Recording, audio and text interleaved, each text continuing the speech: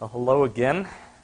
We're going to continue the plan of attack, which was complex numbers, and then I really hope that that won't take me the whole time and that I'll have some time left to do the last topic, differential equations. At least get a start on that. So, let me just say at the end of last time, or by the end of last time, we had looked at how to add and subtract and multiply and divide complex numbers. Actually, the division was the trickiest part. One more basic sort of operation that I maybe should have mentioned in the same basket is that we can now solve quadratic equations, at least with real coefficients. So if I ask you to find the solutions of x squared plus 3x plus 14 equals 0, and you whip out the quadratic formula, you'll get x equals minus 3 plus or minus the square root b squared minus 4ac all over 2a. Well, 4 14's 68. No, that's not right. 4 14's are 56. 9 minus 56 is negative 47. Well, in the past we would have said this thing doesn't have solutions. But now we can write this as minus 3 halves plus or minus root 47 over 2 times I. Because we know the square root of minus 1 is I. So the square root of negative 47 is root 47I. And of course we have the 2 on the denominator there. So that's not such a big deal. If you had to factor the quadratic over the complex numbers, this cannot be factored over reals. That's as fact as it gets. But if you do it over complex numbers, you can have x minus 3 halves plus root 47 over 2i. So that is one solution. And then the other factor would be x minus 3 halves minus 47 2i. And if you like, you can simplify this to be x plus 3 halves minus root 47 over 2i, x plus 3 halves plus root 47 over 2i. So the idea being that if you expanded this out and simplified, you would just reduce to that. Okay, so there's not too much to this. Just use the quadratic formula as before, but realize the square root of negative something is I times the square root as if it had no negative there. Okay, any questions about that? As I say, it's not too tricky. Here's something that is a little trickier. We're going to need to define what it means to take e to the z, where z is a complex number. This is sort of weird. E to the x we understand. We have a graph, no problem. In fact, if you write z is equal to x plus iy, then if there's any justice in the world, e to the z, which would be e to the x plus iy, should factor into e to the x times e to the iy, if exponential rules are still going to hold. Now this, we understand, x is just a real number, so this is just the regular old e to the x. The tricky thing is this, e to the iy. What on earth does that mean? Well, one way to find out what it means is to pretend that z is real and define e to the z to be the sum from n equals 0 to infinity of z to the n over n factorial. That should be a pretty familiar power series. If z is just a real number, this is exactly true, and it's true for all real numbers. We know this from our studies of Maclaurin series that we've just completed last week. Well, I don't really have the time or tools to go into what it means to converge for complex numbers. We need a slightly different theory of limits, but it's not really very different. We have absolute values, after all. That's really critical. I guess I don't feel so bad about it since we didn't really spend any time defining what a real limit actually was. That's in Appendix A of my book, by the way. You need epsilons and all that sort of stuff.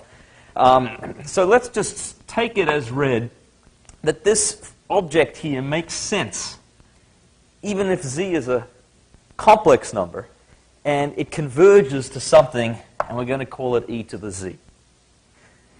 And then the beautiful thing is that you can prove, and I do this in section 28.1.1, not that you need to know it or anything like it in Math 104, but I prove that, yes, e to the z, e to the w is indeed equal to e to the z plus w. So it's a reasonable thing. And so we can actually define what e to the I y means using this infinite series. It seems a bit contorted, but soon we'll see a much easier way to view it. Anyway, I kind of need to just throw that out there and say, look, we can now legitimately take complex exponentials. We don't know what they mean yet. So bear with me. I'm going to come back to them in a few minutes. But first, I need to tell you about the complex plane. And now, this is not esoteric by any means. This is critical. For real numbers, we have a line, right? X. We just plot a point on the line. For complex numbers, we have x plus iy. That's a typical complex number where x and y happen to be real. So we can't just use a line to plot it. We need a plane. So we define the complex plane. Now, it looks like a regular set of graph or axes, but then it's not supposed to be y as a function of x. Instead, we've just got these two things, x and y, and maybe we should even label this the real axis and this the imaginary axis. I don't know, maybe just r and I, or I don't know what to call it. I just don't want you to think of it as the normal x and y axes where y is f of x. It's not like that. We're not going to be plotting sine curves really on this at all. We may draw a circle though. In any case, the point is you can plot various points, such as the complex number 2 minus 3i. Well, where do you plot that? First of all, you take the real part, 2, and you take the imaginary part, minus 3. And you plot the point 2, comma, minus 3. And then this is not 2, comma, minus 3, but rather the complex number 2 minus 3i. In fact, this point here is not actually negative 3. It is negative 3i. That would be a better way to label it. So this point is like a point on the number line, but it's a point in the number plane. The complex numbers, as I said, are denoted by this bold C for complex. Let's plot some other points, or some other numbers. 2i would be up here, whereas minus 1 is here, and 2 is there. So you can plot complex points. All right. Well, that's nice. One point that is really nice to learn is that if you have two numbers, z and w, that anywhere in the complex plane, and you consider what I defined last time as the modulus, the absolute value, if you prefer, but it's called the modulus in the complex number setting. That is a quantity. Just to remind you, if you have the real part of z is x, and the imaginary part is y, then the definition of the absolute value of the modulus is the square root of x squared plus y squared, inspired by Pythagoras' theorem. So this is actually the distance from z to the origin. Modulus of z, or mod z for short, is the distance from z to the origin. So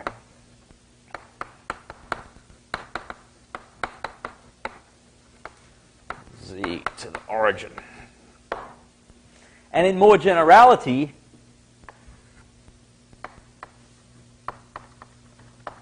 mod z minus w, the modulus of z minus w, is the distance between z and w. So in particular, the most important curve I can draw in this complex plane is the circle of radius 1, so-called unit circle. And that has equation mod z equals 1. These are all the points whose distance from the origin is precisely 1.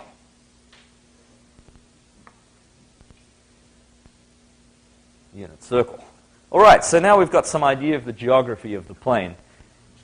I'm going to switch coordinate systems on you and talk about polar coordinates. Now, question? Yeah, the absolute value of the modulus of z equal to the square root of x squared plus y squared. Is that purely a definitional thing, or like? The question is this a definition or is this a theorem? Well, let's take it as the definition, and then notice that it means this, the distance from z to 0. Or if you prefer, you could define it as the distance from z to 0.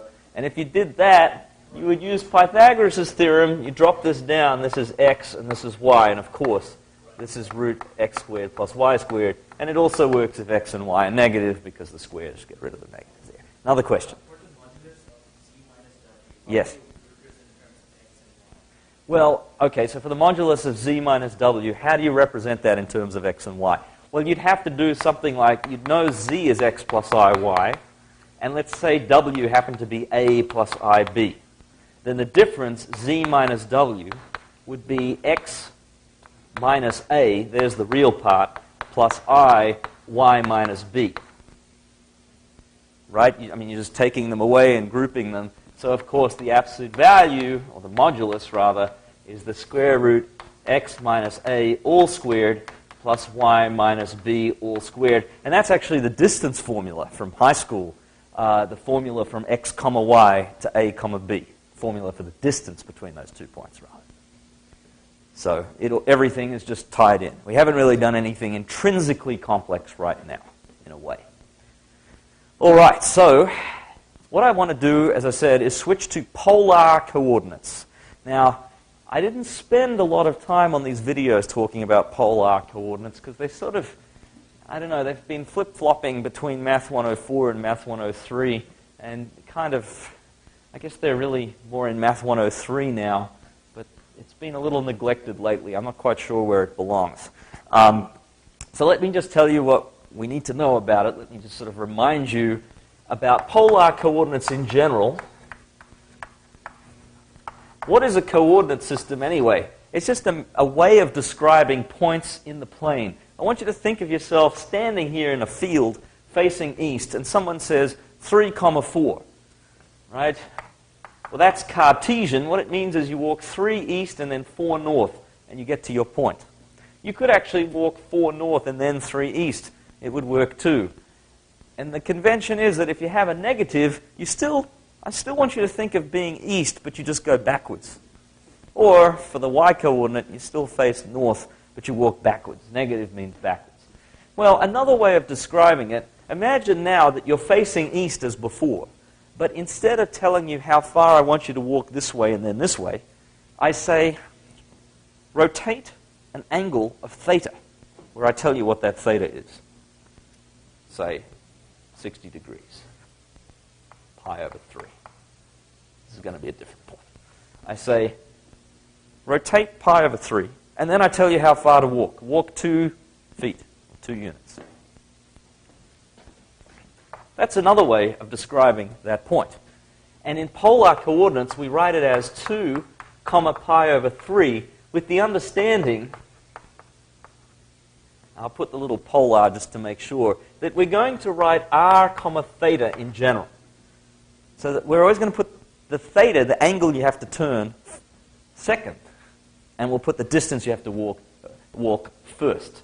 Even though, as I've described it, you really do the theta thing first, and then you walk. So in general, the point r comma theta consists of turning theta degrees, or theta radians rather, starting facing east along the positive x-axis. So this way you turn theta, and then you march forward r. Now, we're going to insist that r is a positive number here.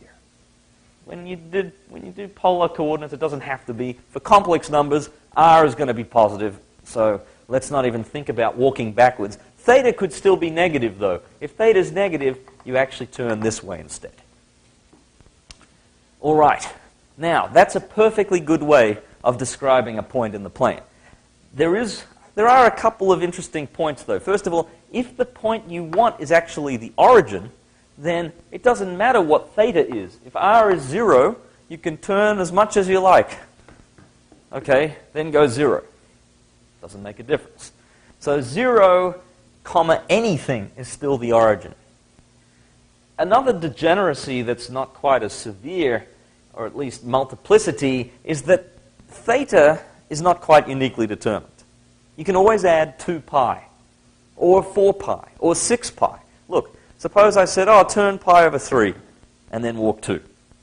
Well, how different would it be if I said, turn 2 pi plus pi over 3? That's 7 pi over 3. Well, that would mean I would turn 2 pi in place, and then another pi over 3, and then walk 2. Of course, I end up at the same point. You can add as many multiples of 2 pi as you like to theta, or subtract them. That just means you go backwards. It depends how sadistic you feel to, say, your poor friend who's taking orders from you. If you want to say, turn 200 pi, well, and they just turn around 100 times, get really dizzy, and don't really accomplish anything. So, okay, that's the idea of polar coordinates in a nutshell. Now, why do we care about polar coordinates? Well, it's to do with this complex exponential stuff. So let's just talk about this for a little bit.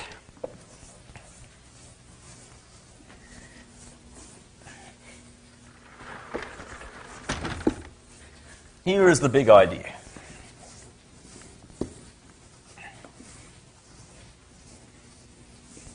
There's an absolutely beautiful formula that I'm going to whip out that says this.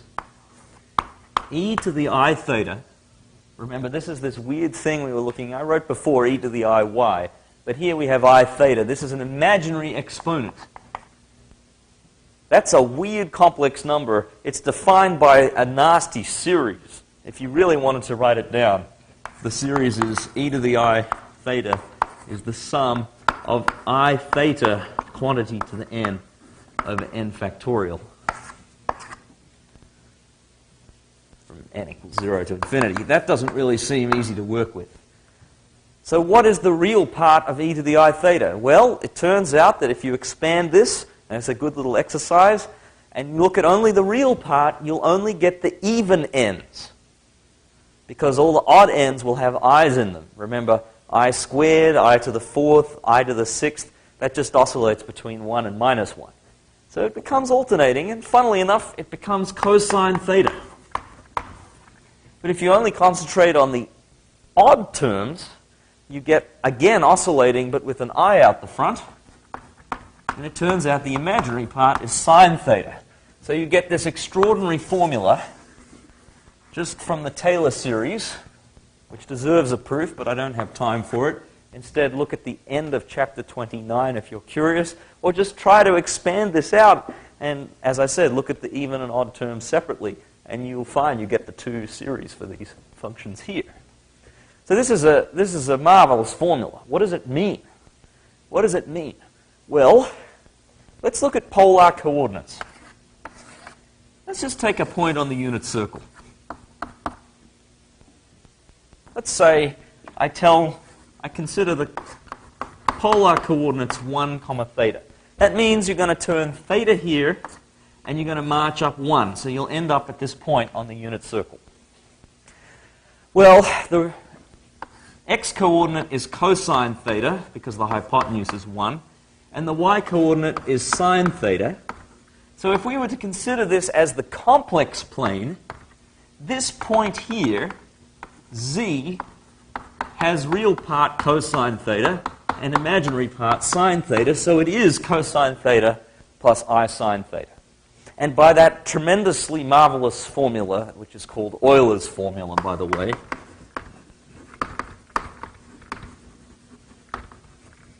the E actually stands for Euler. By this formula, this is also the point e to the I theta. That's another way of writing the same point.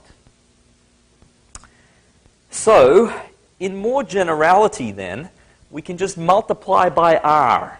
And all that will do is put us on a different circle, this time of radius r, without changing the angle. So basically, we end up with the following. r e to the I theta is r cosine theta plus I r sine theta. Well, that's obvious just by multiplying Euler's formula by r. But what it means is r e to the I theta is the point in the complex plane with polar coordinates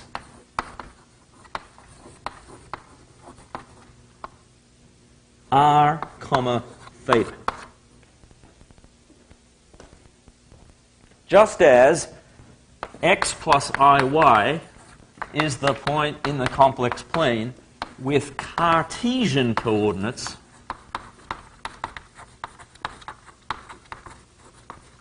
x, y. So I've given you two different ways of writing a complex number, and they both correspond to some point in the plane, depending on whether it's x plus iy, in which case you use Cartesian coordinates, or re to the I theta, in which case you use polar coordinates. Now, of course, as I said, there's more than one way to get to the point.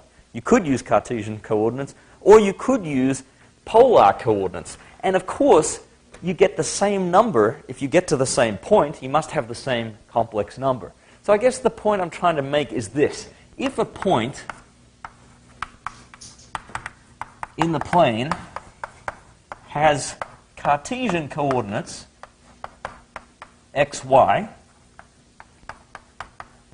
and the same point has polar coordinates r, theta,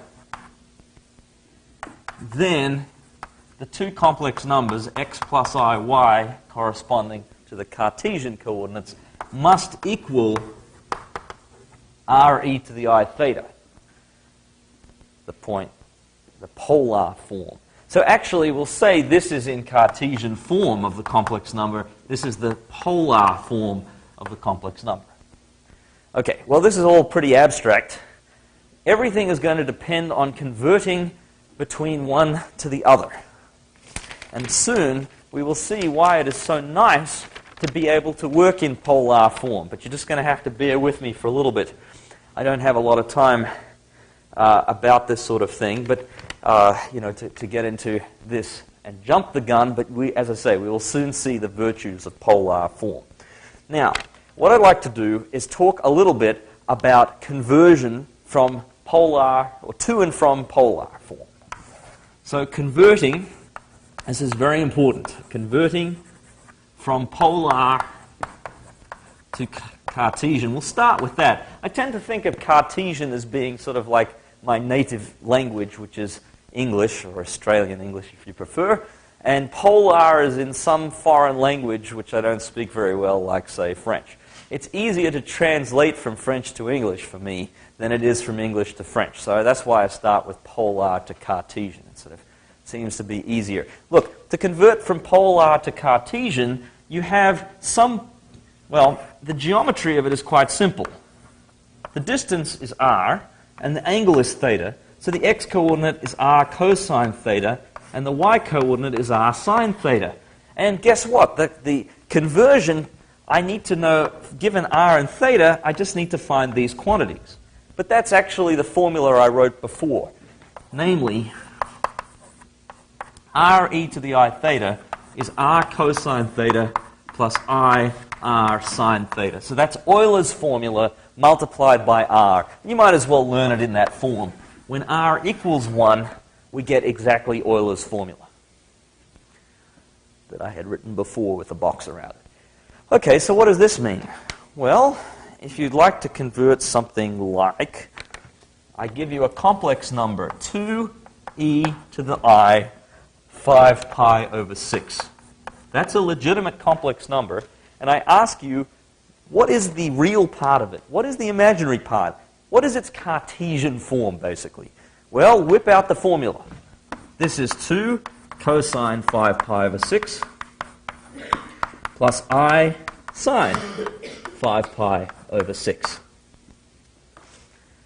Let's just draw a graph of it. Well, it's not really a graph, it's a plot. Plotted on the complex plane, 5 pi over 6 is here. It's not quite all the way to pi. And a distance of 2 up there. So this is the point we're looking for. Well, of course, cosine 5 pi over 6, the reference angle is pi over 6. Cosine pi over 6 is... Do you know the answer, or are you just... Oh, I left out the 2. Thank you. You are quite right. I2 sine. Okay. So cosine 5 pi over 6. What's cosine pi over 6? Root 3 over 2. And it's negative because we're in the second quadrant. So minus 2 root 3 over 2. Whereas sine pi over 6 is a half. And second quadrant sine is positive. So I get negative 2 root 3 over 2 plus I times 2 times a half. So this is just negative root 3 plus I. And if you look at the picture above, it looks totally plausible that this should be negative root 3 and this should be I here. It's minus root 3 comma 1. That's the point. Okay, so that conversion from polar to Cartesian is no more tricky than knowing the formula and being able to take trig functions. So you need to know your trig. Once again, I've been saying it all along. Know how to take trig functions of common angles. All right. Any questions about converting from polar to Cartesian?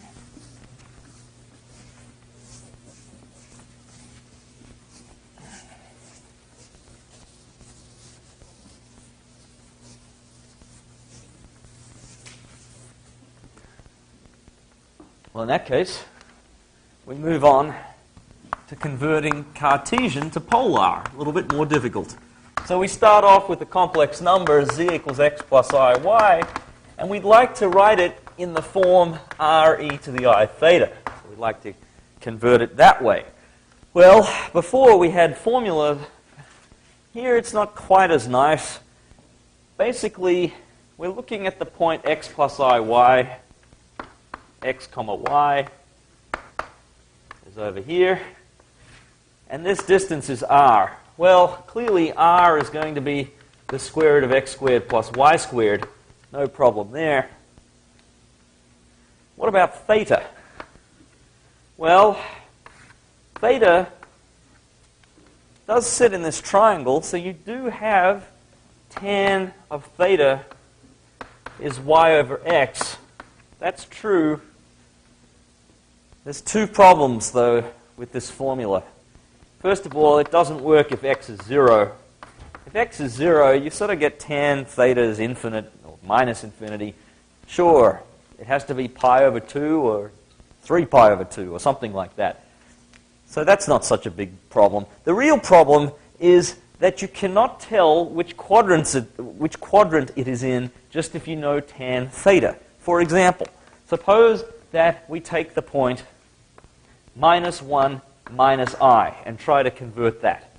I'm going to use these two formulas.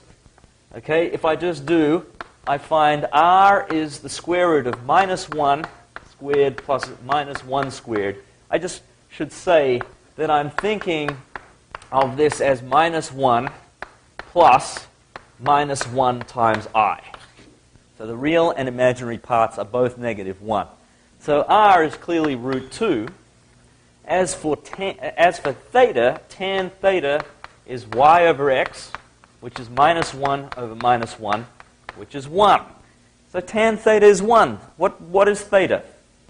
What number has a tan of 1? Pi over 4. So maybe you think theta has to be pi over 4. Well, it could be 5 pi over 4. That's another number. That's in the third quadrant. Well, which one is it? If we just plot the point, you get minus 1 minus I. The point is clearly in the third quadrant. This angle cannot possibly be pi over 4. Not true in this case. 5 pi over 4 is the one we want. So that's why I say you have to be careful. In fact, I would go so far as to say you should always draw a diagram. Just little sketch. That's all you need, just to see where you are, which quadrant you're in. Get some sort of orientation going on. Anyway, let's finish off this problem. We have seen that minus 1 minus I has r is root 2, and theta is 5 pi over 4. So we package it up like this. R e to the I theta. So we have successfully converted negative 1 minus 1 minus I, that's how I'll say it, into root 2 e to the I 5 pi over 4. These are the same complex number. This one looks a little simpler. So you might, again, wonder why on earth we want to write something in such a complicated way. But this will soon become clear, as I say. All right. So that's the basic idea. Just use this formula. There are a few special points I would like to look at, though.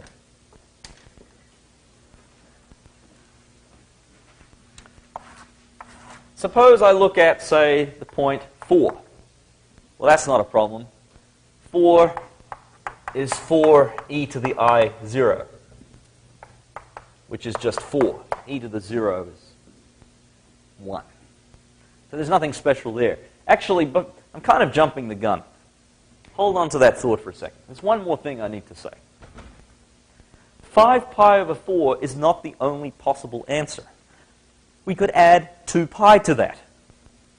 So 5 pi over 4 plus 2 pi is 13 pi over 4, if you work it out. After all, 2 pi is 8 pi over 4, and 5 plus 8 is 13. So you could actually write this as root 2 e to the I 13 pi over 4. That's got to be the same complex number, because instead of just rotating 5 pi over 4, this 13 pi over 4, again, means you go all the way around and then 5 pi over 4, and of course you get to the same point. You could have subtracted instead. 5 pi over 4 could give you, if you subtract 2 pi, you get negative 3 pi over 4. That's again the same point. So instead of facing this way and turning 5 pi over 4, I should have been turning all the way over here, sorry. I could turn this way, not as much, and I would be facing the same direction. Of course, you could do 21 pi over 4, 29 pi over 4. Just add any 8 to that 13, or any multiple of 8. 8 pi over 4 in total is 2 pi, and you will get the same point. Or you could subtract any multiple of 8, and you get the same point. So there's no uniqueness here. Normally what we try to do is pick a theta between 0 and 2 pi. That's the simplest thing to do. Sometimes between minus pi and pi. But you don't want it to be 13 pi over 4 if you can avoid it, because 5 fourths is easier to deal with than 13 fourths. Minus 3 fourths, pretty good too. Either of those are acceptable. All right, so now back to this. 4 is easy. The polar form, the theta is just 0. After all, you don't have to turn. If you want to get there to 4, you just go. You don't have to turn. There is another way of writing it, of course. 4 e to the I times 2 pi is also 4. After all, you just turn around 2 pi and walk 4, and you end up in the same place. Now that I think about it from your perspective, all my walking should have probably been done this way. That's the positive x-axis. Whoops. Can we take this video and do a mirror image shift? If we did that, the walking would be right, but I guess you wouldn't be able to read the writing. Oh well, screw it either way. Anyway, sorry about that. All right, so anyway, never mind this. You guys have got a good sense of perspective, and I'm sure you'll work it out.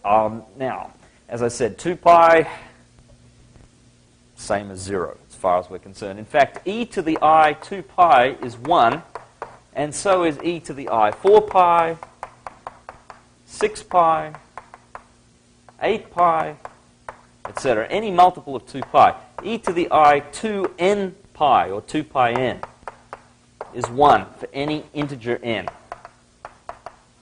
Even a negative 1. E to the minus 2 pi I is 1 too. Is 1 as well. All right. How about negative 1? You might be tempted to think that negative 1 is just negative 1 in polar form, but it's not. You've got to walk a positive amount. So you start facing this way, you have to turn 180 degrees, pi, and then march 1. We don't even need these formulas for tan theta. We can just see it on the picture that it should be 1 e to the I pi is the angle that we turn. And so another way of writing this is that e to the I pi is negative 1. That is a beautiful formula. I could rhapsodize about it for quite a while. It's a special case of Euler's formula with the theta is pi.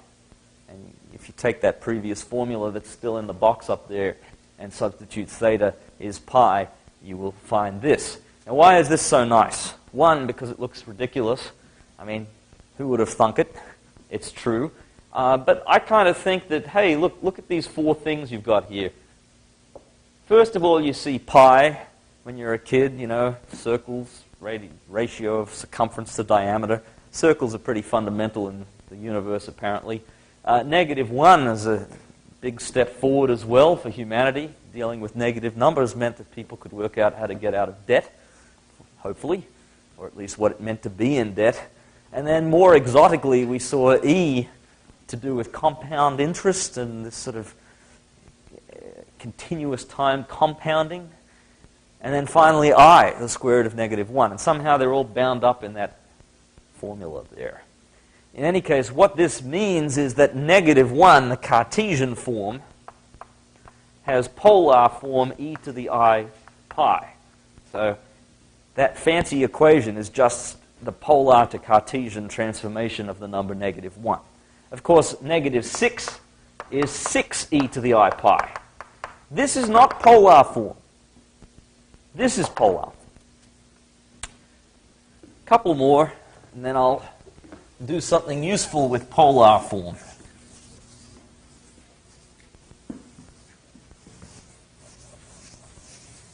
We'll find that rarely are the questions in Math 104 at least going to be convert this number to polar form. They will be instead questions like the ones we'll consider in just a few minutes. And then along the way we're going to have to be able to convert. So this is more of a tool than an end in itself. I keep promising that you'll see why they're so useful. I'm almost ready to tell you. But first, I just have a couple more points I would like to transform. Here's one. What's the point I in polar form? Well, let's look at where it is. You never have to, you never have to wonder about this. You just have to plot the point and say, okay, if I was facing this way, how would I get to this point I? Well, I would have to turn pi over 2, and then I would have to walk 1. Of course, I could turn instead minus 3 pi over 2, or I could turn an extra 2 pi. I've already talked about this. If I do the simple thing, I get pi over 2, and I get 1. And so I is just 1 e to the I pi over 2.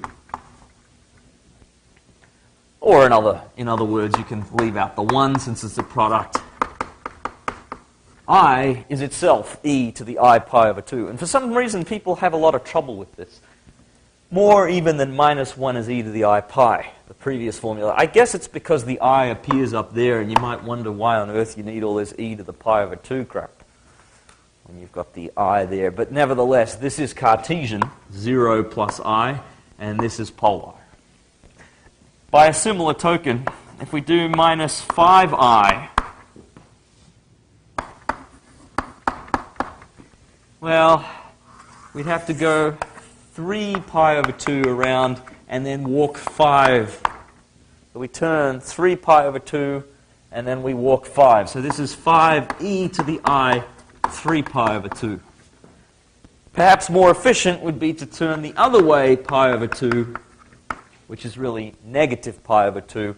And so another way of writing this is 5e to the negative I pi over 2, or I minus times minus pi over 2. And of course, again, you can add multiples of 2 pi. In fact, if you add 2 pi to negative pi over 2, you do get the 3 pi over 2. You could have 7 pi over 2. You could have 11 pi over 2, etc., etc. All right, so those are sort of special cases of the polar to Cartesian form. Those are the ones, I've looked at ones which are on the coordinate axes. If it's on the coordinate axes, you've got to draw a picture. These tan formulas really get confusing. If it's not on the coordinate axis, you should just draw a picture like we did in the first example. All right, so that's the idea about conversion between polar and Cartesian. Does anyone have any questions before we go on to some nice applications?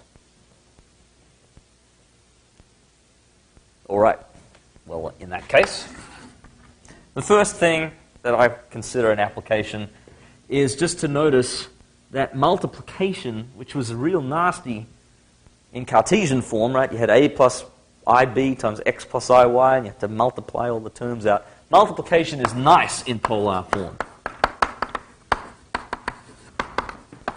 So is division. Multiplication and division. Here's an example. Suppose I have two complex numbers that are in polar form. And I have 3e to the I pi over 4. Say that's one number. And I'd like to multiply by the number 2e to the minus I 3 pi over 8. Okay, so those are two complex numbers in polar form. Well, you just use the exponential rules. You have 6e to the I, and you just have to add these exponentials. Pi over 4 minus 3 pi over 8. So this is 6e to the I times minus pi over 8. And I don't say what that is, I'm just going to leave that in polar form. So multiplication is really quite straightforward. Now, what about taking a large power instead? So suppose I do 3e to the I pi over 4 again, and I want to raise that to the 200th power. What would that be? Well, I just raise 3 to the 200th power, and I multiply these exponents. So I get e to the I pi over 4 times 200. This is, of course, the same as 3 to the 200 times e to the I 50 pi. Could we simplify that? What's e to the I 50 pi? Can anyone say what it is? What's e to the I 2 pi? Not 0. Exponentials are never 0.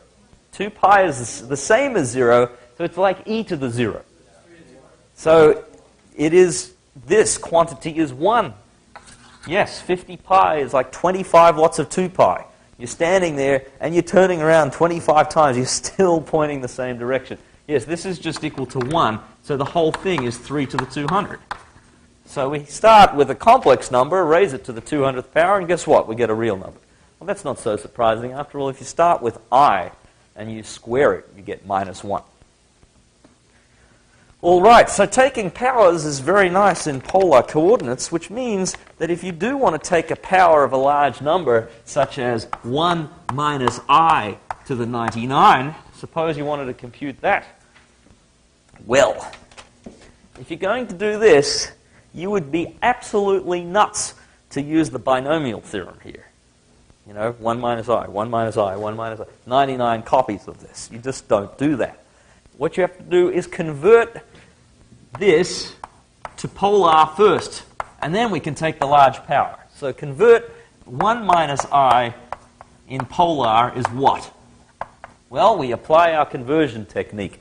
What I'm going to do is I'm going to plot the point 1, comma, minus I. And it's down here in the fourth quadrant. Okay, so what's this angle here? Well, you could use the tan formula and whatever. I mean, the thing is, I just like to use the geometry. This is a 1, 1, root 2 triangle, and this is pi over 4 here. So this must be 7 pi over 4. You can just see it, that the angle is 7 pi over 4. So it's root 2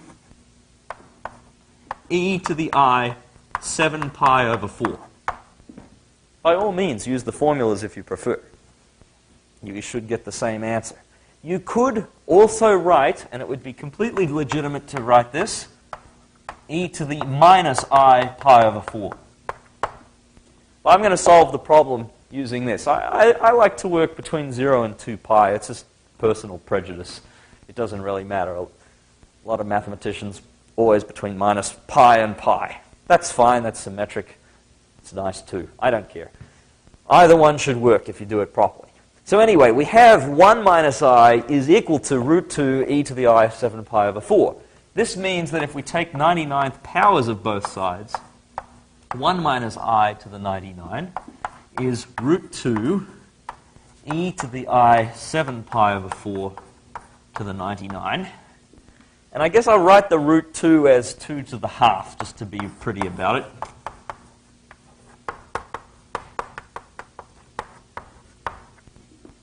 So I get that expression there. So this is equal to 2 to the 99 over 2 times e to the I 7 pi over 4 times 99.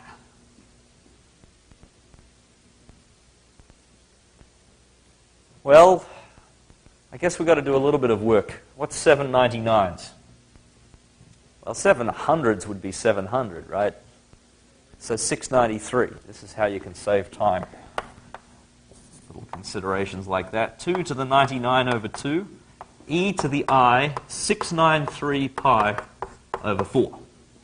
And that's surely the answer. That is the answer. But it's kind of, well, not cheating, it's sort of begging a certain question. You see, we started with 1 minus I, which is in Cartesian form. And we really ought to give the answer in Cartesian form. There it is in polar form, not Cartesian form. In fact, when I say we really ought to, it depends where your obligations lie. Let's just be realistic here. Math 104 final question says, express your answer in Cartesian form. So you better do it if you want full credit. This is nice, but it's not as nice as it should be. First of all, we should cut down the 693 over 4 to size.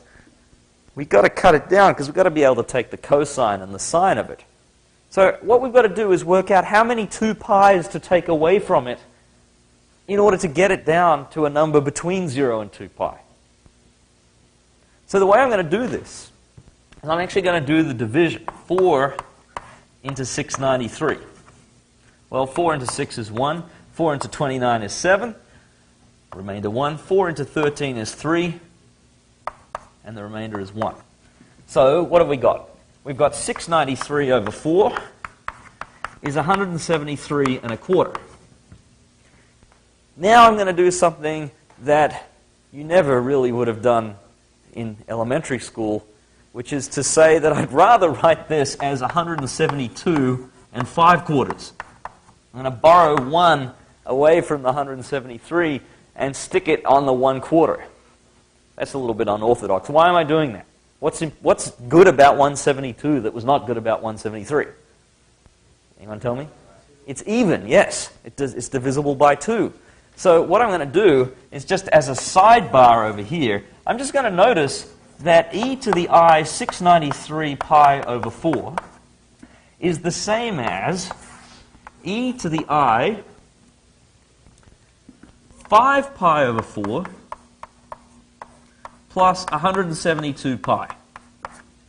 And when you look at that 172 pi, it doesn't matter, because it's an even multiple of pi. As it turns out, it's like, 86 times around. But it doesn't matter how many times around it is.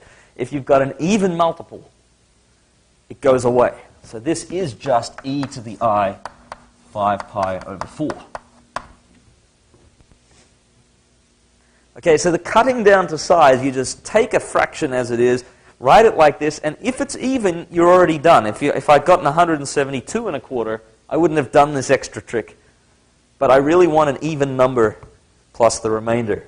So if necessary, I'll borrow 1 away. That's just a good little technique there. It's a bit unusual, so you've got to get this in your skull that this could be required.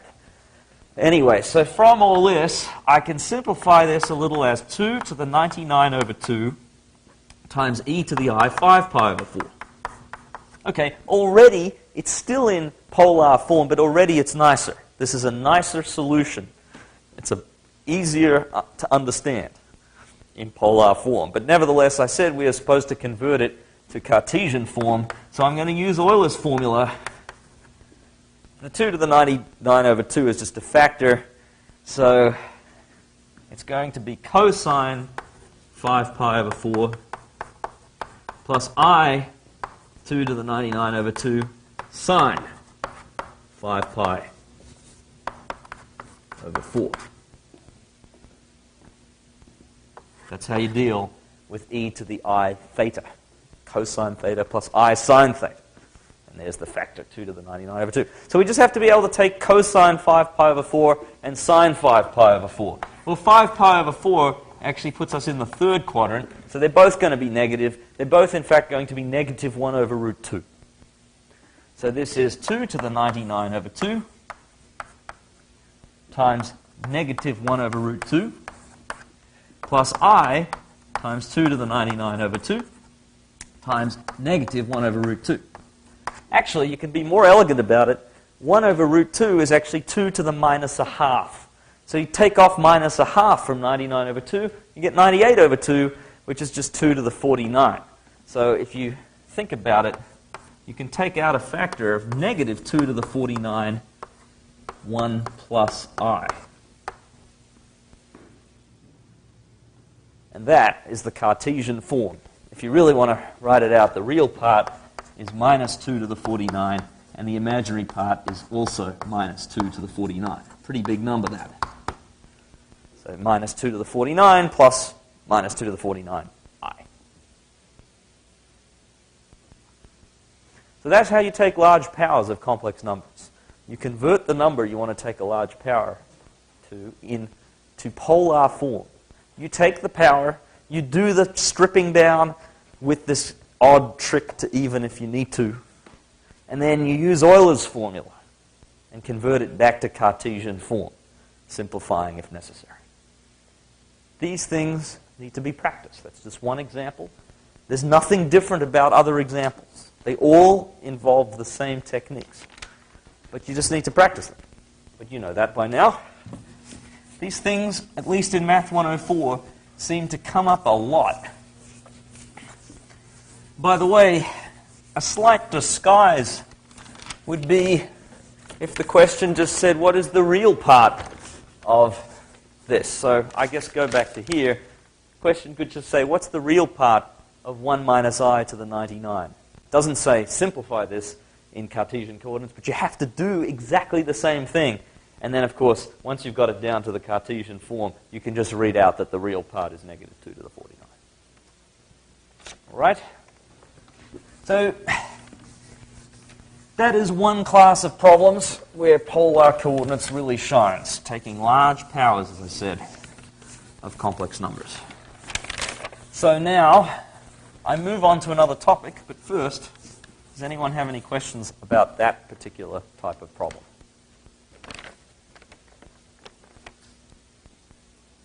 All right. Let's move on to the main type of problem.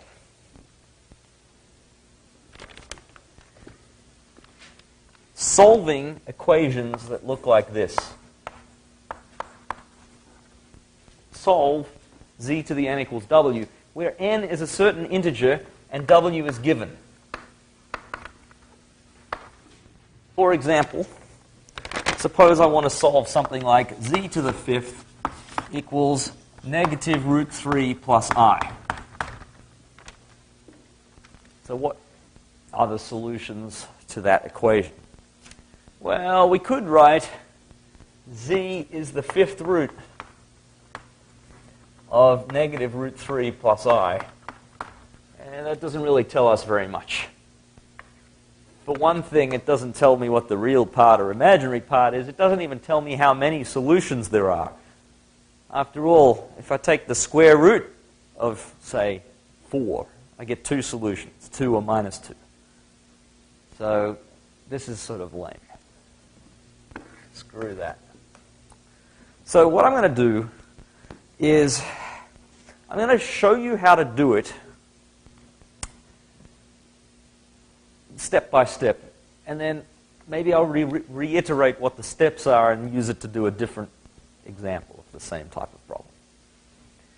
So again, polar form all around. So the first thing to remember, yes, polar. So what do I need for polar? Well, I've got two quantities. Z is unknown, and I've also got this quantity minus root 3 plus I. So let's convert both sides to polar.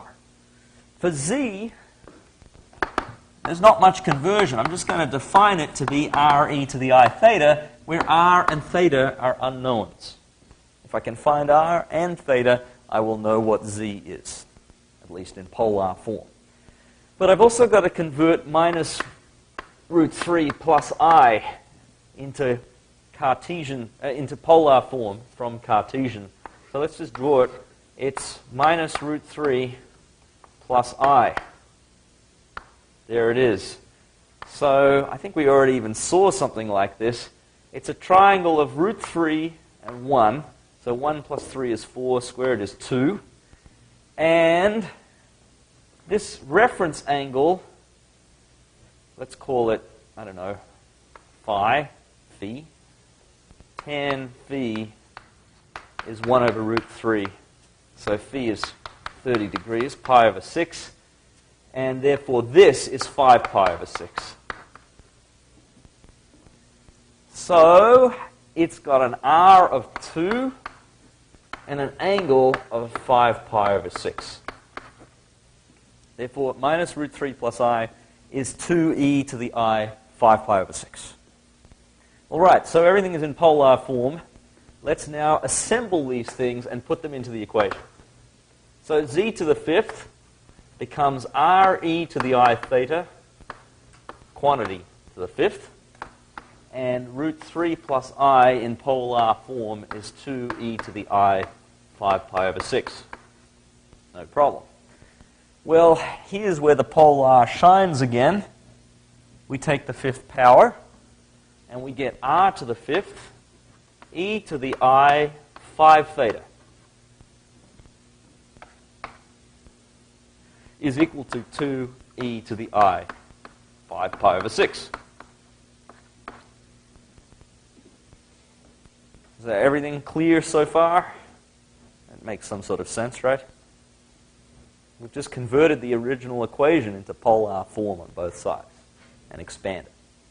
Now, here comes the nice thing. If I take modulus of both sides, e to the I anything has absolute value of modulus 1. So both sides, this goes away, and we can really separate this equation into two pieces. We can equate the modulus and then the argument part. This is called argument. So anyway, we get r to the 5 equals 2, and we get e to the I 5 theta equals e to the I 5 pi over 6. So it breaks up into two, which is great because we need to find both r and theta. A question?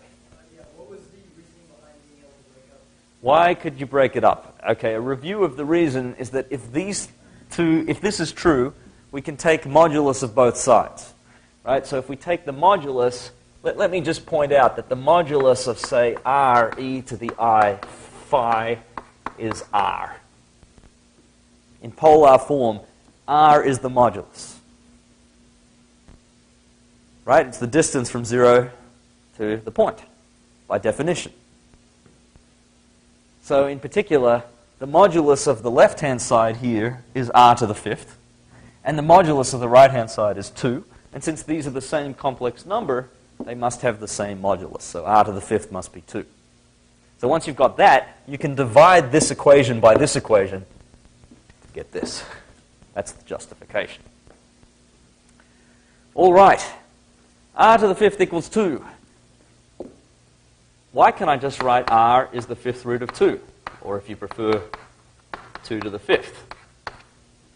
I thought I wasn't allowed to take fifth roots. Well, the difference is here, R is a positive number. It's a real number. It's not a complex number. Real numbers have only one positive nth root. So that's the one we're going to take. On the other hand, here it is tremendously tempting to write 5 theta is 5 pi over 6. It's really, really tempting to get rid of the e to the I. Sort of take a logarithm and cancel the i's. But it's not true. We need to add in a 2 pi n. And the reason can be summarized in the following principle. If e to the I a, capital A, equals e to the I, capital B, where I don't say what a and b are, only that they're real, then a equals b plus 2 pi. Actually, I'll use a k instead. I think that's what I did in my book. Let me change this n to a k. K, an integer. It doesn't matter what you call it as long as you know it's an integer.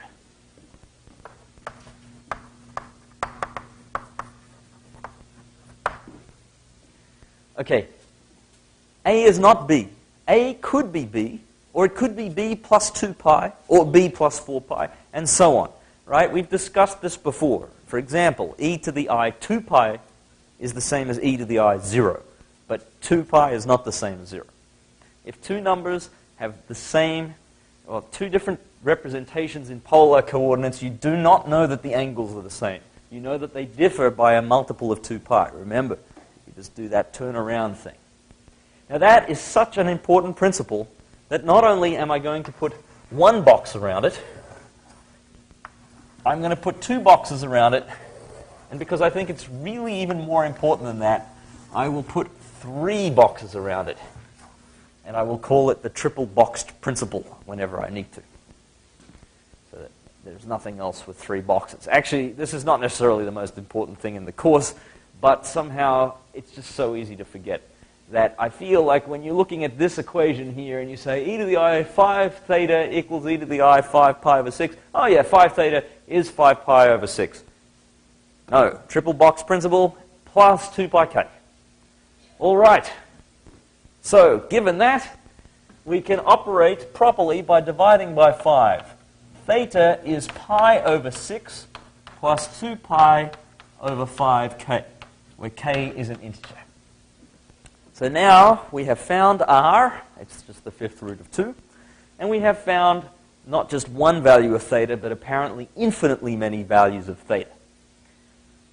Now here's the second little trick or insight, is that we only need 5 values of k, which I'm going to take 0, 1, 2, 3, and 4. 5 values. Why 5? Because the initial equation is degree 5. Z to the 5 equals something, minus root 3 plus I. There can be at most 5 solutions.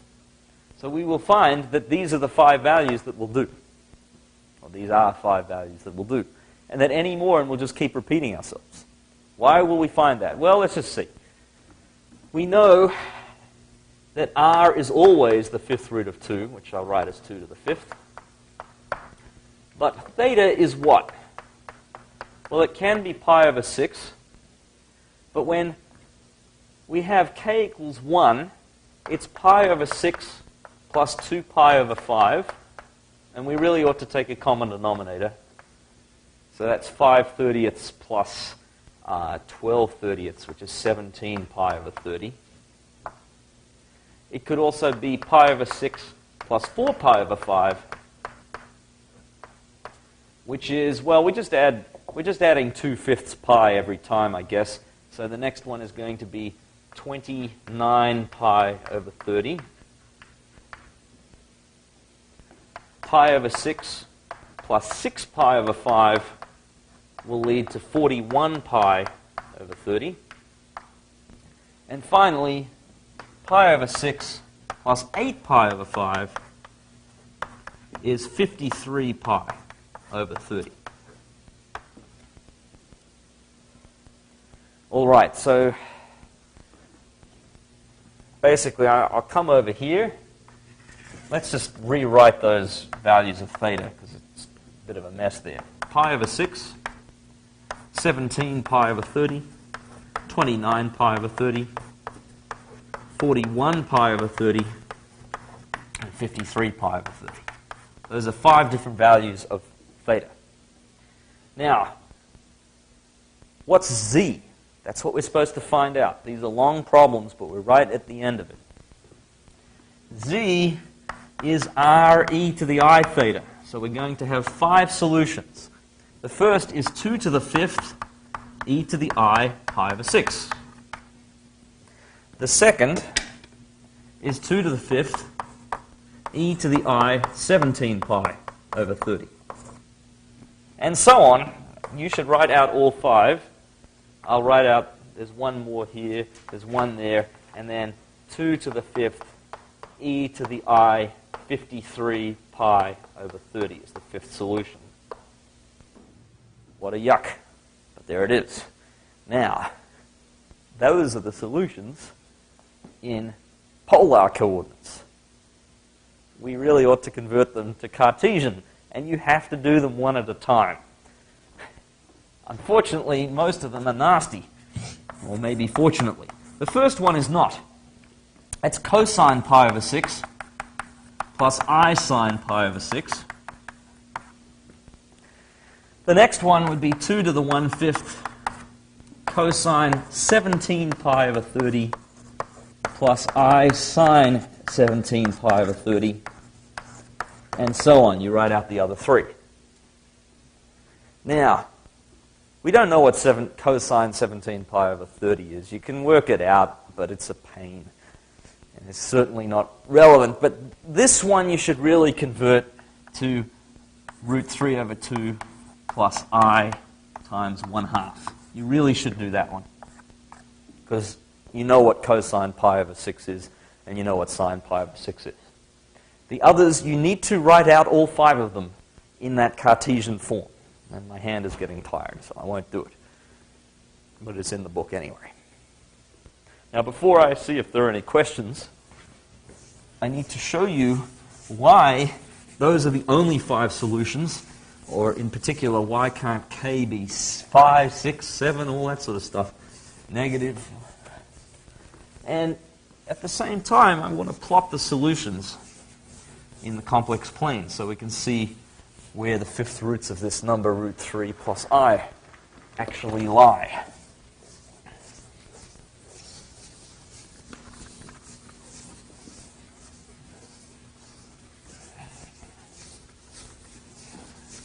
All right, let's just plot a diagram here. All 5 solutions have r equals 2 to the 5th. So I take a circle of radius 2 to the 5th. This is not the unit circle. It's the 2 to the 5th circle. The first solution is pi over 6. So there's the first solution. This corresponds, well, here's pi over 6. This corresponds to k equals 0 in my formula for theta. The next one, k equals 1, we have to add 2 pi over 5 to it. And we got the answer 17 pi over 30, which is somewhere around here. But the interesting thing is not that it's 17 pi over 30. The interesting thing is that it's 2 pi over 5 around from the previous solution. And so here is the solution of k equals 1. That's the solution, 2 to the 1/5 e to the I 17 pi over 5. To get the next solution, which was e to the I 29 pi over 30, you add an extra 2 pi over 5. And that's k equals 2. And then to get to the next one, which was 41 pi over 30, you add another 2 pi over 5. And then k equals 4, you add another 2 pi over 5. So the points actually lie on a regular pentagon. The roots lie on a regular pentagon. And this is nice, and it also shows us why k equals 5 will just take us back to the first point. If you do plug k equals 5, remember we had the formula theta is pi over 6 plus 2 pi k. K equals 5 gives us theta is pi over 6, 2 pi over 5 rather. So k equals 5, theta is pi over 6 plus 2 pi. So it's the same as pi over 6, it's just an extra 2 pi around. You get the same solution when you take e to the I theta.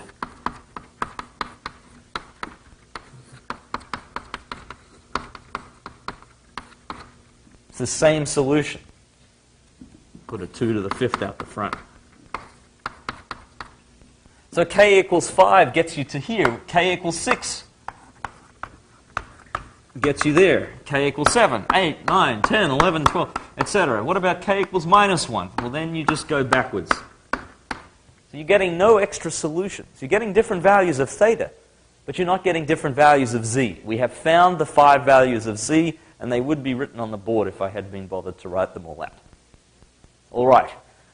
Long and involved problems, but they're on at least every second Math 104 final. Does anyone have any questions about the method, or that, in particular, that example? No questions? A question. Does the fifth root always give a pentagon, fourth root create A square, yes. The fifth root gives you a regular pentagon. The fourth root should be a square. Cube root would be an equilateral triangle. Sixth root, hexagon, regular hexagon, that sort of thing. Now, here's another example. Find the cube roots of I.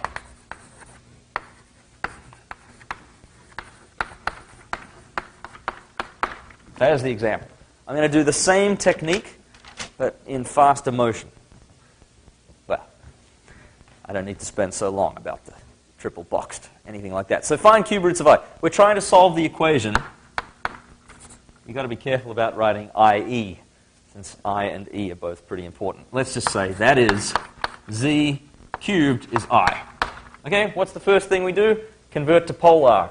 Z is r e to the I theta. We don't know what r and theta are.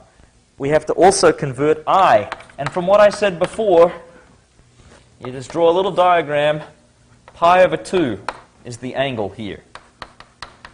So I is 1 e to the I pi over 2. Don't forget that. So in polar form, this equation becomes r e to the I theta, all cubed, equals 1 e to the I pi over 2. You will not be able to solve it if you do not convert that I into 1 e to the I pi over 2. This becomes r cubed e to the I 3 theta is 1 e to the I pi over 2. So we split up by taking modulus into r cubed equals 1, and e to the I 3 theta is e to the I pi over 2. Solution to this is r equals 1. Don't forget, 1 does have 3 complex cube roots, as it turns out, but r is not complex. R is just a positive real number, so the cube root of 1 is just 1. And then in this case, 3 theta is pi over 2, right?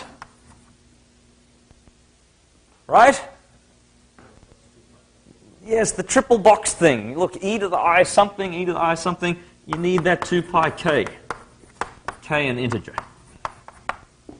So in particular, theta is pi over 6 plus 2 pi over 3 k. Now what k's do we need here? How many different k's do we need? 3, because we start off with a cubic. Z cubed is I. So we only need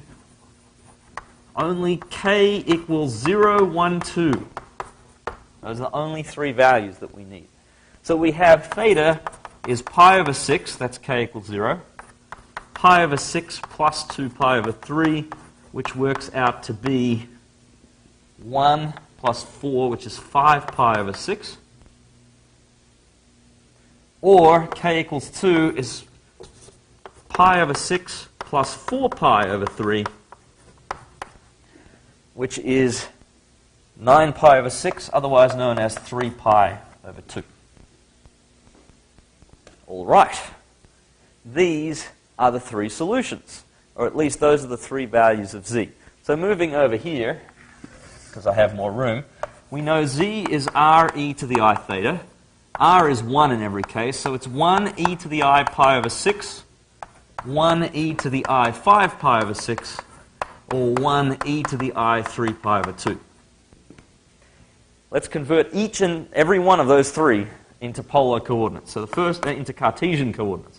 The first one is cosine pi over 6 plus I sine pi over 6.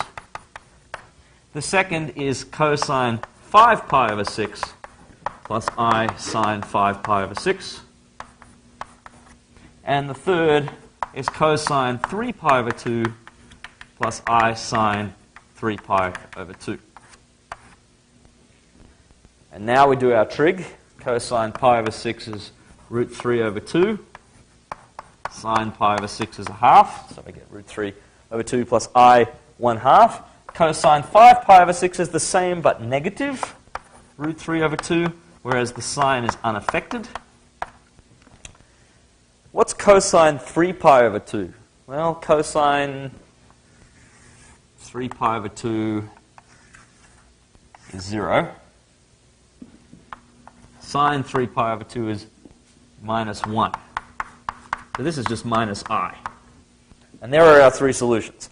Root 3 over 2 plus I times a half, minus root 3 over 2 plus I times a half, and negative I. And if I plot these on a diagram over here, I get root 3 over 2 plus I a half is here.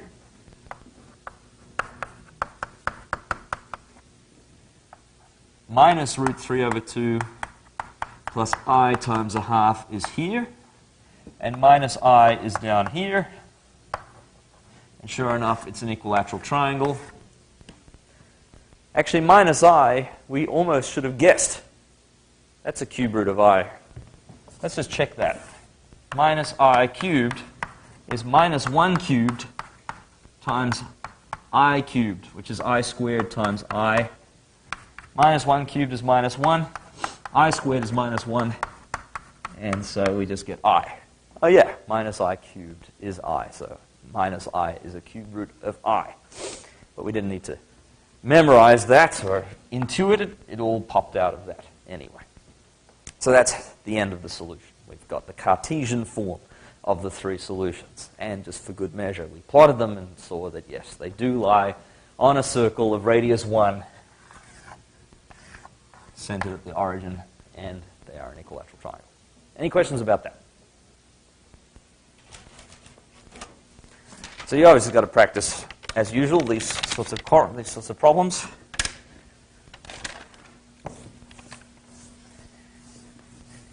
That's the sort of big kahuna as far as this course is concerned. This is the sort of hardest problem that we want to ask you normally.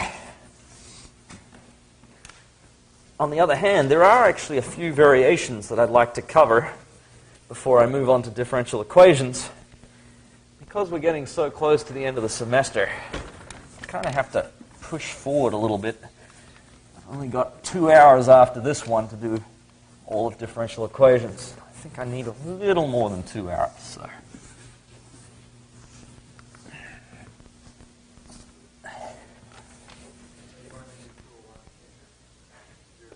The answer is yes. The answer is yes, but since the question is not relevant to anyone watching on the video, I won't repeat it.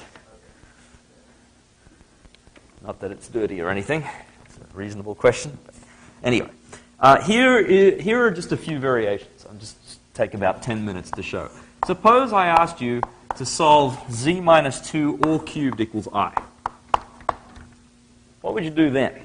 You could expand it, but that would kind of be silly. Instead, make a substitution. Let capital Z be little z minus 2. So that capital Z cubed is I. And I've now reduced it into the standard form. Now, I'm not going to bother doing it again. I already know the solutions are we found that the solutions are z is, say, root 3 over 2 plus I times a half minus root 3 over 2 plus I times a half and minus I. And of course, this is equal to little z minus 2. So to find little z, you just add 2 to all these solutions.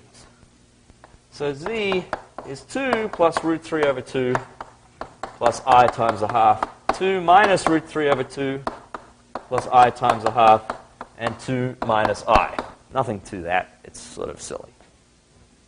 Okay, something a little bit trickier is to solve a quadratic equation with complex coefficients. So here's another example.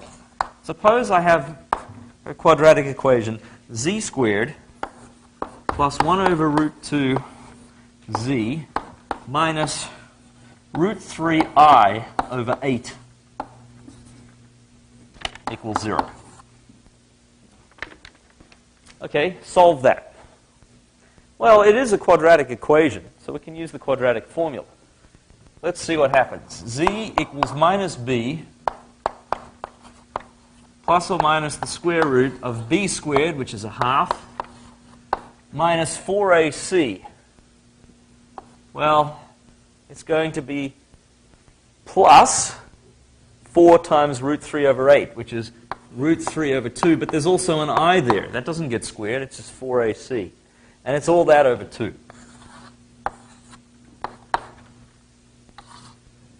Well, guess what? In order to find this, we have to find the square root of the complex number 1/2 plus root 3 over 2I. So we need to find, before we can finish the problem, we need to find the square root of 1/2 plus root 3 over 2I. That means we need to solve the equation. I need a different number. Say, I don't know, w squared is 1/2 plus root 3 over 2I. So you need to launch into the full shebang. You let w equal r e to the I theta. You convert this into polar form, and I don't really have time to do it. But there are only 2 solutions. And they must be plus or minus of each other. So I'm going to leave it to you, or you can read it in section 28.4.1, but you should really try it for yourself to follow that same method and find that w is equal to itself root 3 over 2 plus I times a half, plus or minus this. So if you square this, you get this. It looks almost the same. But actually the real part and the imaginary part are switched around.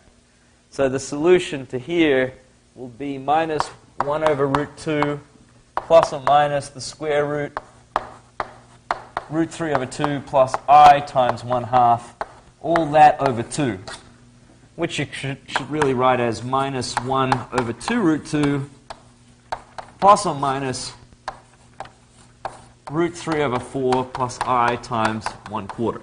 And you could write this out as 2 different solutions and write down the real parts and imaginary parts.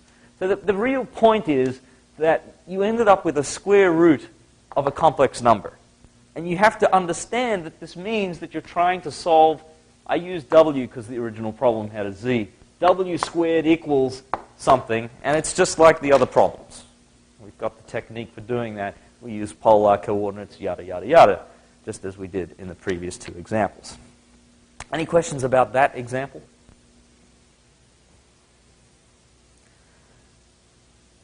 Well, a really tricky thing, the last variation, perhaps the trickiest thing, is to solve something of higher degree, like this.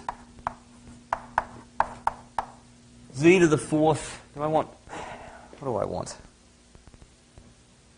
I guess that's what I want.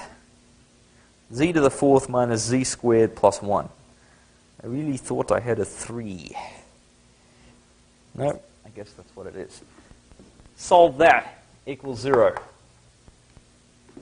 Well, how do I do this? The first thing to note is that it's a quartic, which is sort of difficult. However, it's really a quadratic. because you can write capital Z is little z squared. And so this equation becomes capital Z squared, little z to the fourth is capital Z squared, minus capital Z plus 1 equals 0. So I use the quadratic formula here. I get capital Z is minus b plus or minus the square root of b squared is 1 minus 4ac negative 3. So I get 1/2 plus or minus I root 3 over 2. And that's capital Z. And I want to remind you, this is the same as little z squared. So I'm trying to find little z. I have proved using the quadratic formula that little z squared is either 1/2 plus I root 3 over 2. So this means z squared equals 1/2 plus I root 3 over 2. Or 1/2 minus I root 3 over 2. Well, let's say z squared equals. So you find yourself in the rather sad position of needing to solve two of these problems. Again, I have to leave the details to you, but you know the first problem is actually exactly the same as the one we just did with up here. I didn't actually do it, but we found here that z is plus or minus root 3 over 2 plus I times 1/2. And I leave it to you to do the details and find that here z is plus or minus root 3 over 2 minus I times 1/2. And those are all the solutions. There are 4 solutions because the original equation is a quartic, degree 4 up here. Z to the 4th minus z squared plus 1 equals 0. So we found 4 solutions over here. Now, before I move on to differential equations, I want to just say, suppose I would like you to factor z to the 4th minus z squared plus 1 over complex numbers. Factor it now. Well, this is not so bad because we have 4 solutions. We know what they are. And to factor it, you just take z minus each solution. So one solution will be z minus root 3 over 2 plus I times 1/2. That's this solution up here with a plus.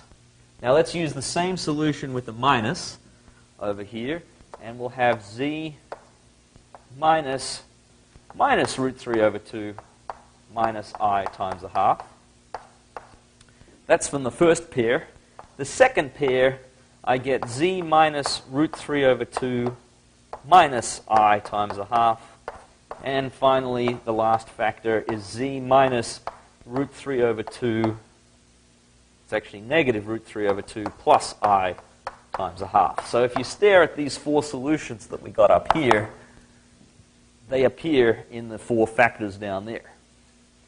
And sure, you could take away some of these minuses and simplify it, but actually, what I'd like to do is show you that you could do something clever and group these 2 together, this one and this one, and multiply them out and get something really nice. What are we going to get? I'll just squish it in here. Suppose I take these 2.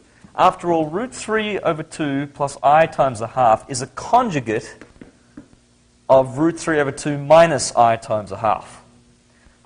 In general, if I have z minus w and z minus the conjugate of w, I'm going to get z squared minus w plus w bar z plus w times w bar. And w bar, remember from last week, is the conjugate. So actually, this is very nice because this is real. This is just twice the real part of w. If you take x plus iy and you add x minus iy, you just get 2x. And this turned out, as we saw last week, to be the modulus of w squared. So what does it mean here? It means that if you did multiply it out, and by all means try it. Well, what the hell? I mean, let's just do it.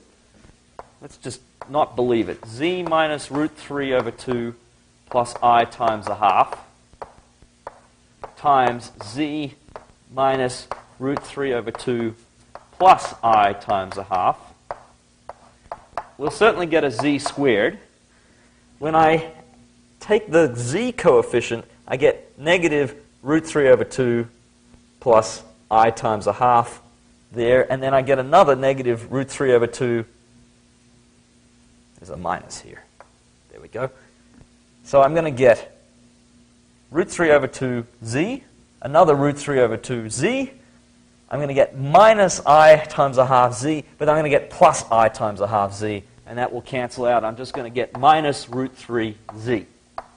And as for this times this, they're complex conjugates, so I just get this squared plus this squared, which works out to be 1. So I'm going a little quickly here, but let's just suffice it to say that if you multiply those two factors out, you get z squared minus root 3 times z plus 1. And if you multiply the other two out, I'm just going to tell you the answer because I have no time, you get z squared plus root 3z plus 1. Okay, so what's the big deal with this? The big deal is we have factored this, z to the fourth minus z squared plus 1, into these two factors here with no complex numbers in the answer. They're just two real quadratics. They're both quadratics, and everything is real. So that's kind of nice. It turns out that any polynomial at all can be factored into either linear terms, z minus something, or quadratic terms like this with real coefficients.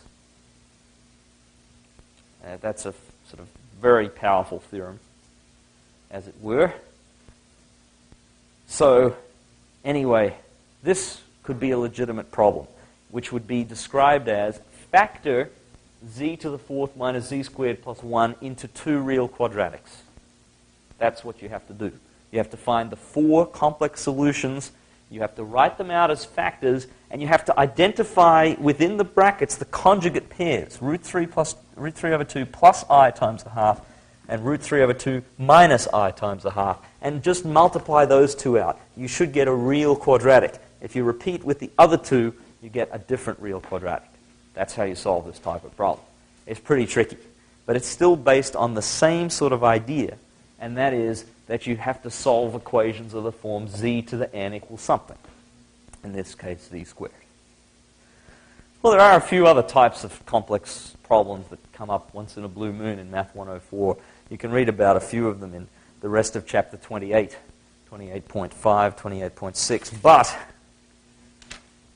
I kind of have to move on to differential equations. I guess if there are any questions about this, I do encourage you to read the details in this 28.4.1, since I did it quickly. Have a question.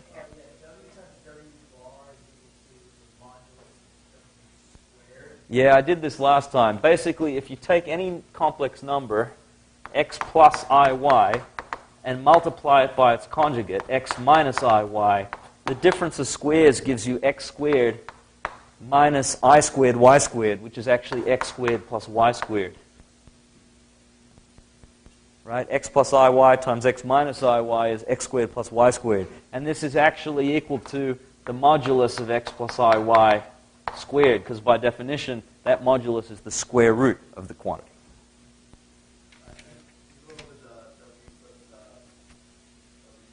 Now you want to see why w plus w bar is also a real number. Okay? So if I just take x plus iy up here and just add it to its conjugate, the iy's cancel out. You just get 2 times the real part. Any number plus its conjugate is just twice the real part. Any number times its conjugate is its modulus squared. So actually, in both cases, you get real numbers. And that is why this expression here is a real quadratic. That's why that conjugate trick works If you group the roots by conjugate, you get some nice stuff happening. Any other questions about this? All right, last topic in the course. Differential equations. Differential equations. Before I can say what a differential equation is, I need to do one thing. Clean the board.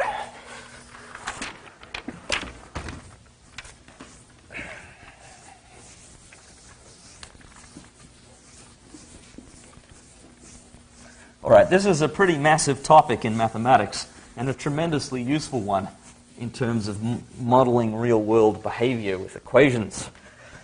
So, of course, in 1 and a bit weeks, we can only scratch the surface of the topic.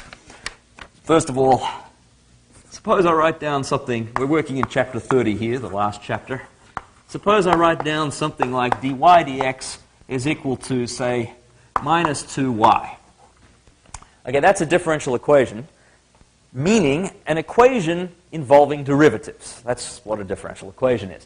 This says we have some quantity y, it depends on x, the rate of change with respect to x. So as x changes, well, that's minus 2 times whatever the value of y happens to be.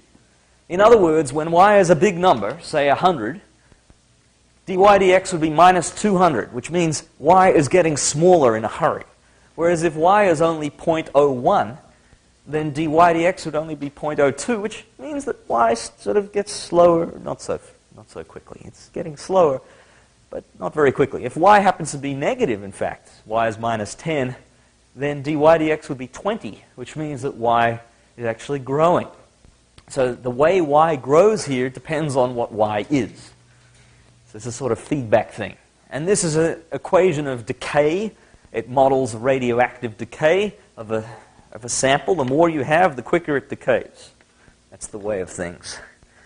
Of course, if I change it to plus 2y, you get population growth, rabbits, that sort of thing. The greater that number is, the faster they breed. The hornier they are. All right. So this is an example of a first-order differential equation. It's first order because we only have a first derivative. If we had a second derivative anywhere, it would be a second order, unless, of course, there was something higher. Here's an example of a higher order differential equation. X squared dy dx, the fourth derivative, d to the 4y dx squared, plus sine x times d2y dx squared times dy dx to the 7th plus e to the xy equals tan x. That's a pretty nasty differential equation. What is the order of it? Well, it's not 7. Just because you have a 7th power, no, it's the 7th derivative that would make it order 7. We don't have one of those. The highest derivative floating around is the 4th, so this is 4th order. In fact, the whole equation is 4th order. We're not going to be looking at 4th order in this course. We're only going to be looking at specific first and second order differential equations. Right, so the only other real concept that I need before I launch into the thing is that sometimes you might have something that looks like a differential equation, say dy dx is minus 2y, and y of 0 is, say, 5. So this is an example of what is called an initial value problem. But I will always call it an IVP. That means a differential equation and one or more starting conditions. This would mean when x equals 0, y equals 5.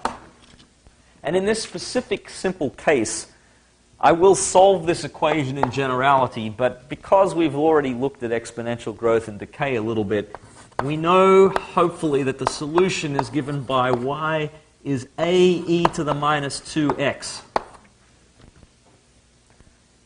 where we do not know what a is. A is some constant.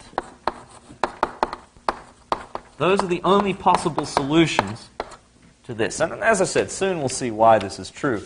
Let's just check that it's true. If y happens to be equal to a e to the 2x, then dy dx is minus 2 a e to the minus 2x. And you'll have to admit that this is actually minus 2y, because this, after all, was y. So the solution to the differential equation has this constant that we don't know about. But if we have an initial value problem, we can find out what the constant is by substituting into this when x equals 0, y equals 5. So this means that 5 equals a e to the minus 2 times 0. Right, I just took this solution here, and I plugged in y equals 5, x equals 0. And, of course, e to the 0 is 1, so this tells me that a equals 5. So the constant, which I didn't know, now I know, and in particular, y is 5e to the minus 2x. And that's the only solution. So it's basically finding the constant, the plus c, if you like. It's not a plus c in this case. It's actually an times a. And a is 5. So the initial value problem allows you to find the unknown constants. Question? If it had been a plus c, why are we multiplying it? Well, the question is, why isn't it plus c? And of course, if you do have a plus c, it doesn't work, because dy dx, the c would go away, but it's still got to be there in the y. Soon, very soon, actually, I will show you the solution, show you why it's true that this is the case. And you'll see why the plus c is actually times a. Okay, so that's just the very quick overview of the sorts of things that we're looking at. We know what a differential equation is, we appreciate what the order is, and we understand an initial value problem is extra data that allows you to tie down some constants that may pop up. All right? So basically then, the rest of the topic is going to be looking at 3 different types of differential equations. Separable, first order linear, and first and second order with constant coefficients. Okay, I said that very quickly. They're going to be the headings, and hopefully I get through at least the first and possibly some of the second of those, and then next week we'll come back. So in 30.2, I look at what are called separable first order differential equations, diff EQs for short, or in Australia for some reason it's DEs. I don't know why it's diff EQs here, but whatever. Separable first order differential equations. Okay, so sometimes you get real lucky and you can rearrange your differential equation, taking a little liberty, into y stuff times dy equals x stuff times dx. The liberty is that you split up the dy dx, which is sort of not really allowed, but then the chain rule kind of makes it all work anyway. So if you do that, it's separable. Or if you can do that, it's separable. So you want to separate, right? The y, everything to do with y is there, everything to do with x is there. So for example, if you have dy dx is equal to minus 2y, well, suppose that we divide, how do I want to do this? Let's divide both sides by minus 2y. dy, and that's just dx. I'm going to multiply by the dx and bring it up to the right-hand side. So you see it is separable. I've put all the stuff involving y on this side and all the stuff involving x on that side. Well, the next trick is just to integrate both sides.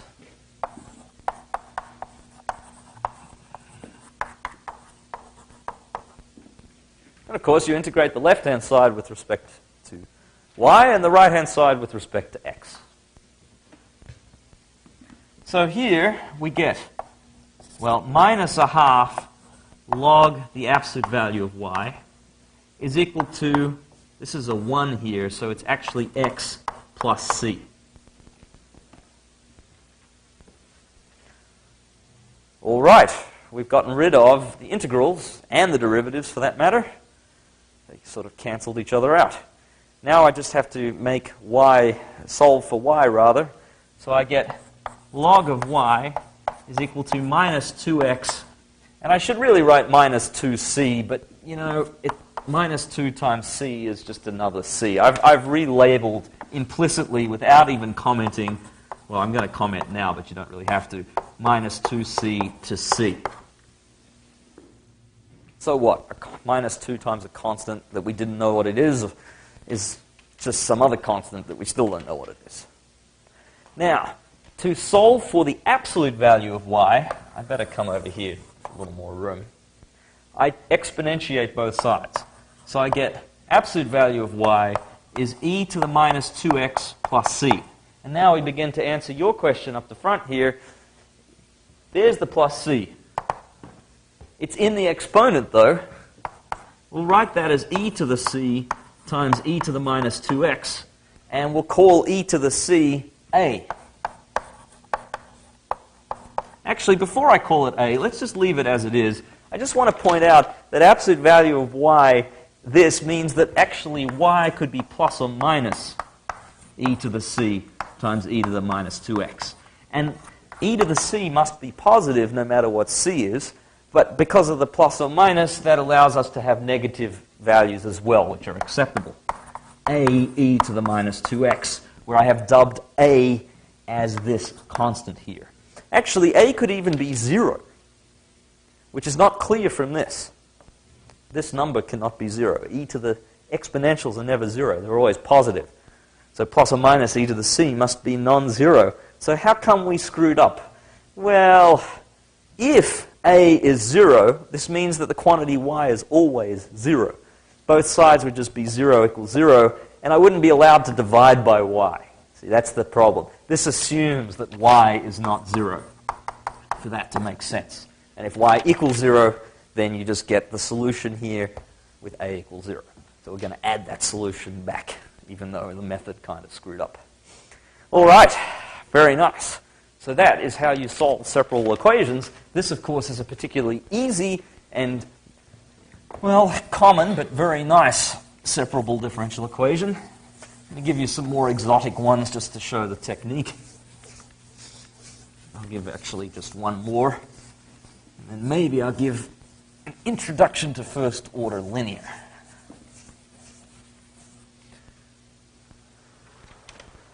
Let's see how long this takes.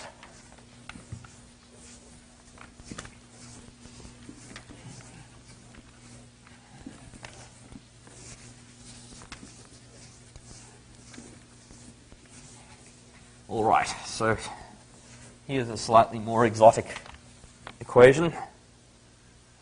Consider this. dy dx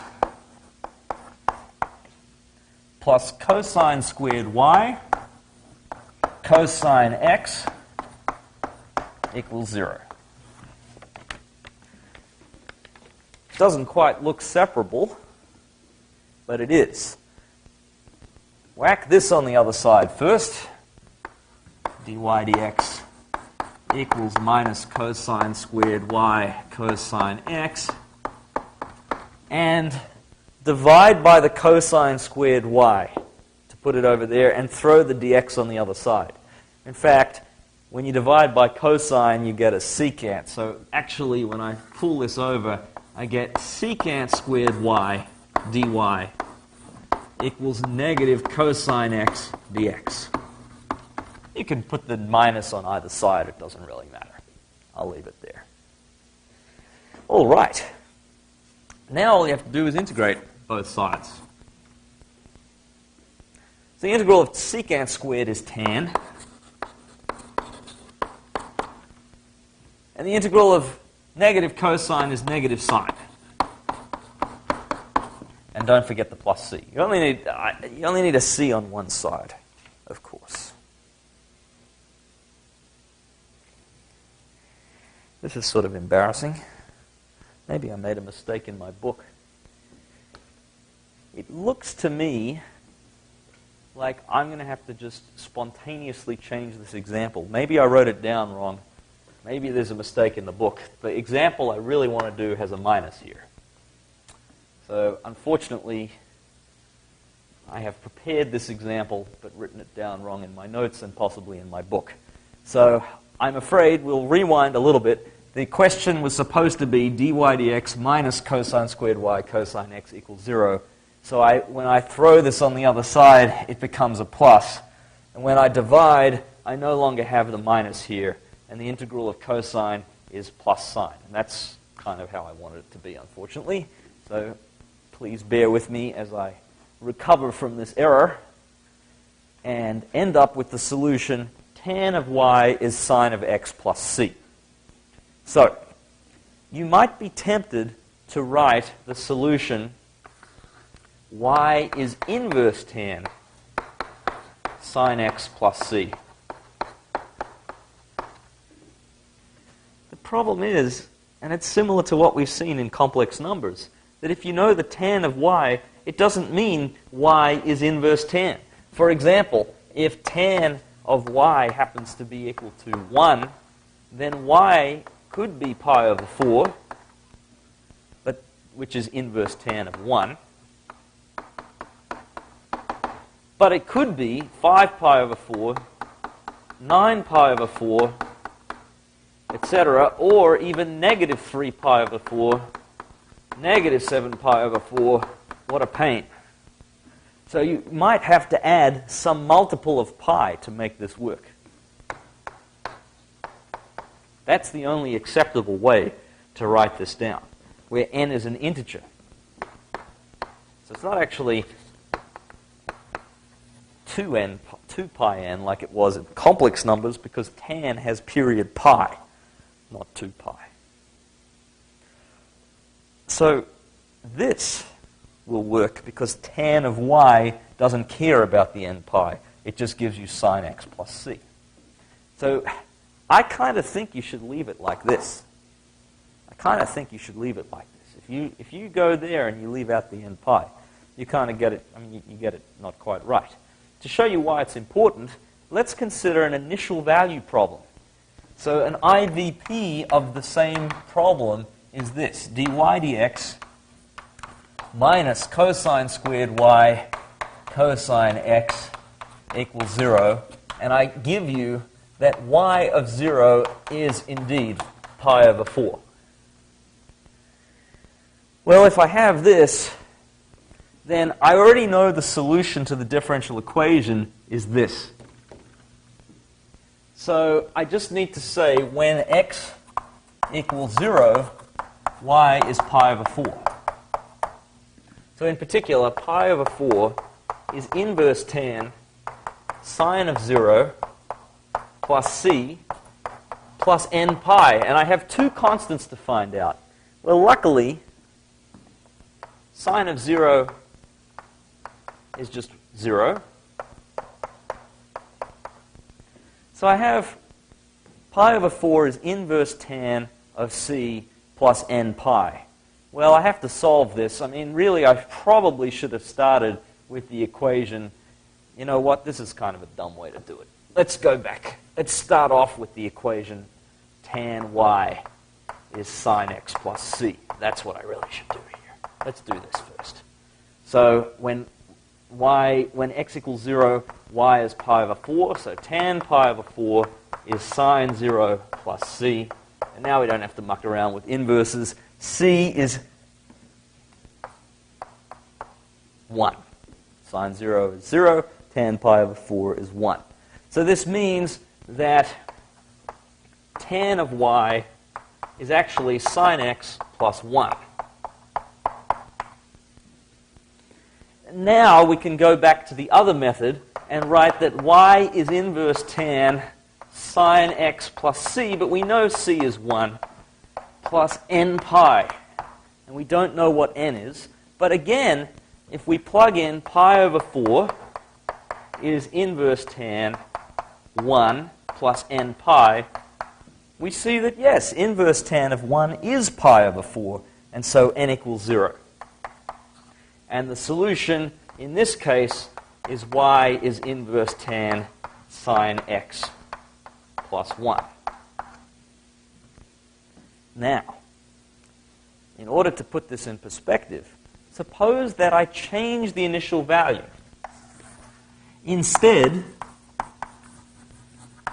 if y of 0 happened to be 5 pi over 4, very similar problem. This time I get tan of 5 pi over 4 is sine 0 plus c. Tan of 5 pi over 4 is again 1. So I get the same solution apparently. I still get tan of y is sine x plus 1. That's true. That's the same solution. But if I try to invert it, I now get y is inverse tan sine x plus 1 plus n pi. And here's where I really need to find out what n is. Because if I re-plug in 5 pi over 4 for y and 0 for x, I get 5 pi over 4 is inverse tan of 1 plus n pi. Inverse tan of 1 is just pi over 4. So you need 5 pi over 4 is pi over 4 plus pi.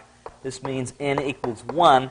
And in this solution, for this initial value problem, y is inverse tan sine x plus 1 plus pi. We'll have the extra pi there. So it's kind of a tricky little point. So what do I have to say about this? Well, this is pretty exotic. This is pretty exotic, this last little analysis. More or less, you'd be very unlucky to find that. But on the other hand, you do need to know the separable technique. You need to be able to recognize that an equation is separable. You need to rearrange it to put all the y stuff there and all the x stuff there. If you can't do that, it's not separable, and you're going to have to do one of the techniques from next time. If you can do it, integrate them both separately, don't forget the constant, and just solve the thing. So next time I will finish the whole lot with the last two types of differential equations. So until then.